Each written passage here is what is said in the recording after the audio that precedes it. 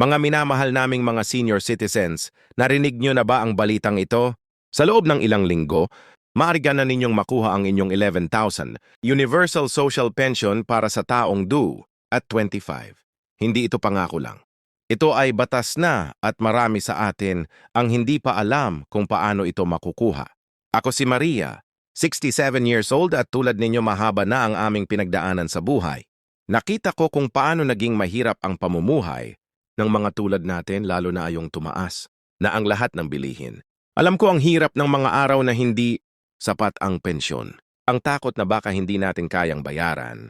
Ang gamot at ang pag-aalala. Kung saan tayo kukuha ng pera para sa pangaraw-araw. Pero mga kaibigan, may magandang balita tayo. Ayon sa datos ng Department of Social Welfare and Development, mahigit 4.2 milyong senior citizens ang makatanggap ng tulong na ito. Isipin nyo, 1,000 buwan. Yan ay 44,000 sa buong taon na dagdag sa inyong kita. Naaalala ko si Aling Rosa sa aming barangay. Siya ay 72 years old, walang pensyon at nagtitinda lang ng suman para may pangkain. Nang narinig niya ang tungkol sa social pension, hindi siya makapaniwala. Ngayon, hindi na siya mag-aalala kung saan kukuha ng pambili ng maintenance, medicine para sa kanyang diabetes. Maraming katulad ni Aling Rosa na hindi pa alam ang prosesong ito. May mga requirements na kailangan niyong ihanda. May mga dokumento na dapat ninyong dalhin at may tamang schedule na dapat ninyong sundan. Hindi ito komplikado pero kailangan niyong malaman ang tama para hindi kayo madelay. Sa susunod na mga minuto sasabihin ko sa inyo lahat ng kailangan ninyong gawin step by step para makuha ninyo ang inyong karapatan. Kaya please mag-like sa video na ito para mas maraming senior ang makakakita at mag-comment. Kayo kung may tanong, handa akong tumugon sa lahat ng inyong katanungan dahil tayo-tayo lang ang magtutulungan dito. Mga kaibigan, umupo muna kayo ng maayos at kumuha ng papel at panulat dahil importante ang lahat ng sasabihin ko sa inyo ngayong araw na ito. Alam ko na marami sa atin ay medyo nahihirapan na sa paggamit ng teknolohiya kaya gagawin ko itong simple at madaling maintindihan para sa lahat. Ang Universal Social Pension ay hindi lamang basta tulong. Ito ay karapatan natin bilang mga Pilipinong naging matanda sa serbisyo sa aming bansa. Sa loob ng mahigit 5 dekada ng aming buhay, nag-ambag tayo sa ekonomiya, nag-aalaga sa aming mga pamilya, at naging parte ng pagbabagong naranasan ng aming bansa. Ngayon, panahon na para makamit natin ang tulong na dapat natin. Nagsimula ang programa na ito noong 2 at siyam pero marami pa rin sa atin ang hindi alam kung paano ito gumagana. Ayon sa Republic Act o ang Revised Implementing Rules and Regulations ng Social Pension Program, ang bawat qualified senior citizen ay makakakuha ng wimpo bawat buwan na ibinibigay quarterly o kada 3 buwan kaya nga 1 mala pa kada 3 buwan dati. Pero ngayong 2 at 25 tumaas na ito sa 11,000 quarterly dahil sa dagdag na allowances at adjustments para sa inflation. Isipin nyo mula sa dating 6,000 lang sa buong taon ngayon, ay 44,000 na ang matatanggap ninyo.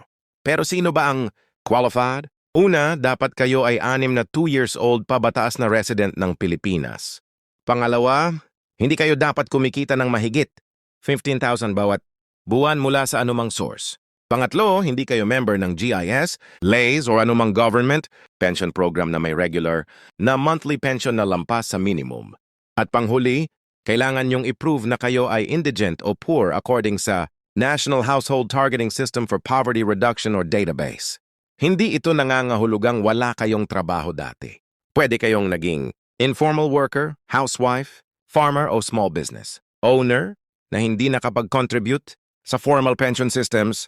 Maraming senior sa aming community ang naguguluhan sa requirements na ito. Nakilala ko si Tatay Ernesto, years old, dating tricycle driver. Akala niya hindi siya qualified dahil may small sarari store siya. Pero nang tiningnan namin ang kita niya, hindi ito umabot sa 15,000 monthly, kaya qualified pala siya. Yan ang problema. Marami sa atin ay nag-assume na hindi tayo qualified kahit qualified pala tayo. Kaya importante na magpa-assess tayo sa tamang ahensya.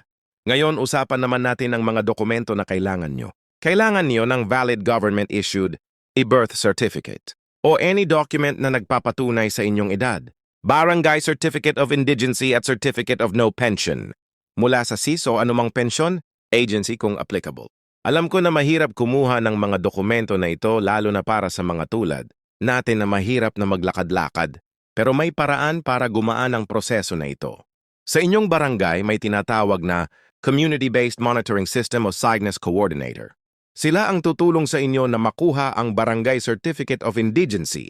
Hindi kailangan na pumunta pa kayo sa malayo sa inyong barangay hall lang ito. Kung mahirap kayong maglakad, pwede niyong sabihan ang inyong mga anak o mga apo na tulungan kayo. Pero importante na kayo mismo ang pipirma sa mga dokumento. Para sa birth certificate naman, kung nawalan niyo ang original, pwede kayong kumuha ng copy sa YESI o Philippines Statistics Authority. May online process na rin sila ngayon. Pero kung hindi kayo marunong mag-internet, pwede niyong sabihan ng mga kabataan sa pamilya ninyo na tulungan kayo. Ang bayad kay 3 at 6 lang per copy at pwede niyong makuha sa loob ng 3 araw kung rush. Pero kung hindi niyo kailangan ng rush, regular process ay 3 at L at makukuha ninyo sa loob ng 10 working days. Isa sa mga malaking hadlang na nararanasan ng mga senior ay ang pag-travel papunta sa mga government offices. Naaalala ko si Lola Carmen, 81 years old mula sa Antipolo. Nahirapan siyang pumunta sa Yari office sa Quezon City dahil sa layo at trapiko. Pero may solusyon dyan. Maraming ESV satellite offices na mas malapit sa inyong lugar. Pwede rin kayong magpa-schedule ng home visit kung sobrang hirap ninyong maglakad. Kailangan lang ninyong tumawag sa kanilang hotline at mag-request. Ang processing time ay usually 3 hanggang 6 na buwan. Depende sa dami ng application sa inyong area. Pero huwag kayong mag-alala kung medyo matagal, normal yan. Ang importante ay nakapag-submit na kayo ng application. Habang naghihintay, pwede niyong i-follow up ang status ng inyong application sa pamamagitan ng pagpunta sa ESA office o pagtawag sa kanilang hotline number. Pero mga kaibigan, hindi lang sa pera nakakadepende ang aming kaligayahan sa pagtanda. Nakita ko na maraming senior na kahit may pensyon na, malungkot pa rin dahil nararamdaman nilang walang purpose sa buhay. Ito ay normal na nararamdaman, lalo na kapag nag-retire na tayo mula sa trabaho na matagal nating ginawa. Bigla tayong na-displace mula sa routine na nasanay tayo. Nakilala ko si Mang Roberto, 65 years old, dating accountant sa isang malaking kumpanya. Nang mag-retire siya, akala niya masaya na ang buhay niya dahil hindi na siya magwo-work. Pero pagdating ng 3 buwan, naramdaman niya ang emptiness. Walang ginagawa buong araw, walang kausap, at nawawala ang sense of purpose niya. Yan ay dahil hindi niya na-prepare ang sarili niya mentally at emotionally sa retirement. Ang retirement planning ay hindi lang tungkol sa pera. Importante rin ang psychological preparation. Dapat nating isipin kung ano ang gagawin natin sa mga darating na taon. Pwede tayong mag-volunteer sa community, magturo sa mga bata, mag-alaga ng halaman o makipag-socialize sa mga kapantay nating edad. May mga senior citizen groups sa bawat barangay na nag-host ng activities para sa atin.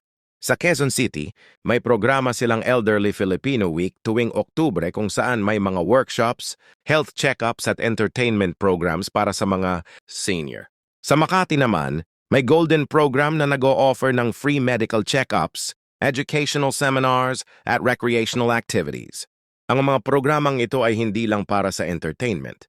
Nagiging avenue rin ito para makakuha tayo ng mga valuable information tungkol sa health, finances at iba pang concerns nating mga senior. Pag-usapan din natin ang health dahil yan ang isa sa mga pinaka-importante nating concern sa edad natin. Marami sa atin ay may mga chronic conditions tulad ng diabetes, hypertension, arthritis o heart problems. Ang gastos sa gamot at check-ups ay malaki lalo na kung walang health insurance. Pero may mga programs din ng government para sa healthcare ng mga senior. Ang PhilHealth ay may special packages para sa senior citizens. May Senior Citizen Health Benefits, package na nag-cover ng common conditions na nararanasan ng mga senior. Kasama dito ang free annual checkups, discounted medicines at coverage for certain procedures. Pero kailangan niyong maging active sa pag-maintain ng inyong PhilHealth membership. Bukod sa PhilHealth, may senior citizen discount din tayo sa lahat ng gamot, 20% discount. At exemption from maraming pharmacy ang hindi nag-ho-honor ng discount na ito pero karapatan natin yan. Hindi tayo dapat nahiya na i-demand ang discount natin. May batas yan. Republic Act 7, 4 at 32 as amended a Republic Act. At kapag tumanggi ang pharmacy na bigyan kayo ng discount, pwede niyong i-report sa inyo eh. Naalala ko si Aling Luz na nag-share sa amin ng experience niya. May diabetes siya at kailangan niya ng expensive insulin. Dati binabayad niya ng 2.5 monthly para sa gamot niya.